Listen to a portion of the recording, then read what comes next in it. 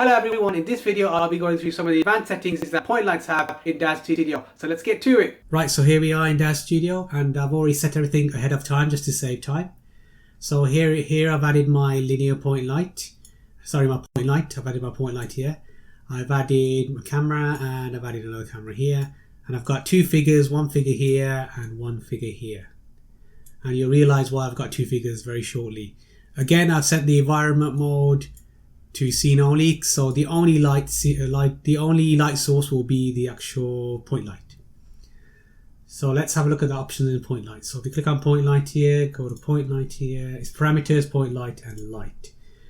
So once again, I've already talked about illumination, color, our intensity and photometric mode in the distant light tutorial, and I'll put the link in the description box below. So let's talk about light geometry. So point light, remember when we do point light, regardless of whatever it is, the height and width don't matter. So even if that was set to 0 or 1 million, it doesn't matter because it doesn't affect point light. So as you can see, the point light, what's happening is I've got the point light in the middle here and the rays are going out like this from the center. So they're going everywhere like this, covering everything in the room in all directions. So that's what the point light does with the point geometry. Okay. Let's take that, and then we go to rectangle.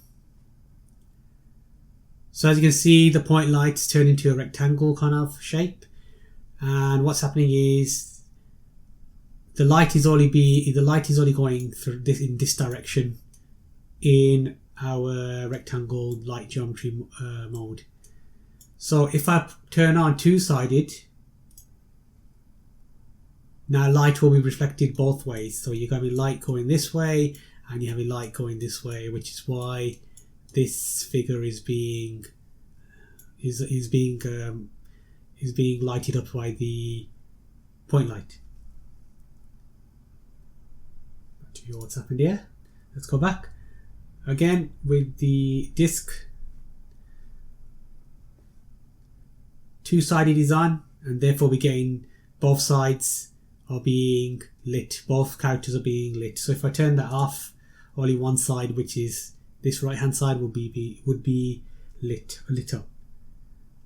Again with sphere, you get an actual ball like this.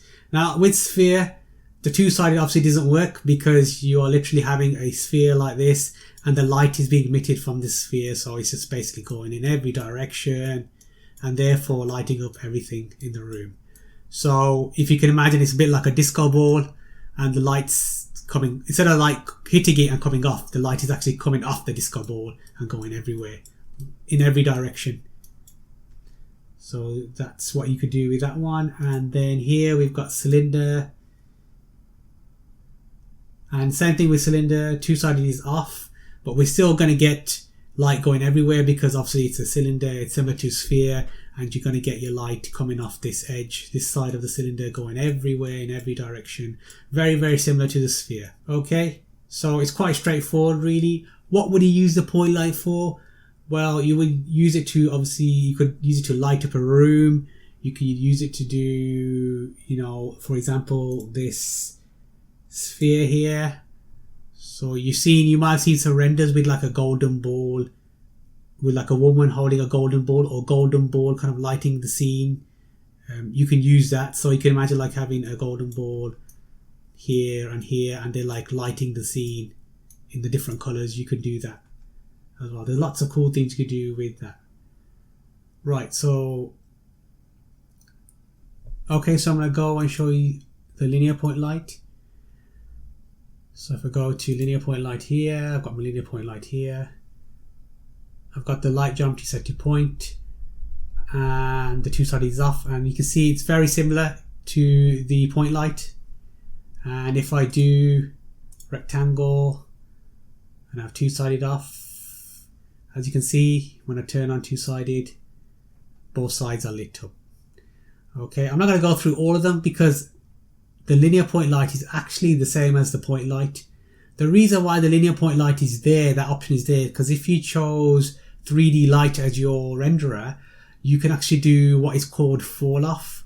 So you can actually choose when the light kind of basically stops and then gets very faint and fainter and fainter to the point where it's non-existent.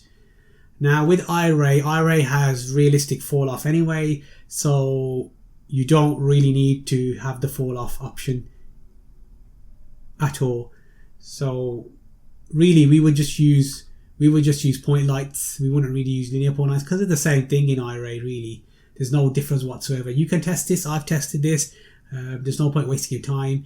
If you use 3D light, then obviously you would get that extra option of fall off. And I don't obviously use 3D light, so my expertise is with iRay. And with iRay, the point light is the same as the linear point light. Quite straightforward. So this completes our roundup of all the lights you can use inside Daz Studio. So I've gone through distant light, spotlight, and point lights, and linear point lights the same as point light. So now you know you've got distant light, spotlight, point light, and linear point light, and how you could use them to light up your scenes. So I hope these tutorials have helped. If they've helped, please leave a comment below, and make sure to like the video and subscribe if you want to see some more great videos to help you with lighting your scenes and making your images and scenes a lot better in Daz Studio.